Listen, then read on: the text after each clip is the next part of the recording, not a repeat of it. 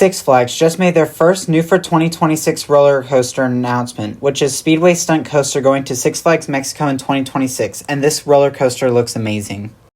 Before we start talking too much about this roller coaster, we gotta talk about the events leading up to this. Before this, Six Flags Mexico was planning what seems to have been a Vekoma tilt coaster, with tracks starting to arrive on site. The project was then scrapped and ended up moving to Cedar Point and opened this year as Siren's Curse. But now we have Speedway Stunt Coaster, which is the clone Verona Family Boomerang coaster. This coaster will be put in between Crazanity and the park's Batman coaster. Let's first start off with the presentation of this roller coaster, which they did an amazing job with. It definitely fits in with the stunt coaster theme, with the soundstage design for the station and the theming throughout the ride, even the Hollywood sign. This coaster looks absolutely amazing.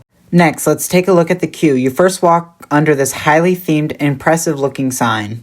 Unfortunately, we don't get the best view of the queue, but the view we get looks absolutely amazing. Yes, it's just a lot of switchbacks with props, but you also get tons of view of the coaster and the props along this highly themed coaster's track. Now we need to talk about the station. It is themed perfectly to a soundstage that you would see at Universal. Next, the train. The train is designed to a race car with your typical race car stickers on the back. Not too much to say about the train because we haven't seen too much details about it yet. Now let's talk about the ride experience. You first go up a backward spike out of the station, nothing too impressive yet. Then as your typical boomerang, you go through the layout first forward, then backwards.